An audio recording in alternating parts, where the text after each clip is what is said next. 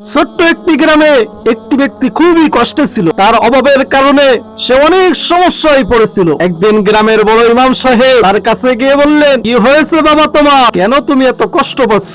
গরিব ব্যক্তিটি উত্তর দিয়ে বললেন, ইমাম সাহেব হুজুর, আমি কষ্ট পাবো না, আমার কাছে কিছুই নাই, আমি অতি দরিদ্র ও অসহায়, অনেক সমস্যার মধ্য দিয়েই যায় আমার দিন। বড় ইমাম সাহেব হাসি দিয়ে বললেন, আল্লাহ তাআলা আমাদের সবার জন্য কিছু না কিছুই দিয়েই রেখেছেন, সুতরাং তোমার নিরাশ হওয়ার কোনো কারণ নাই।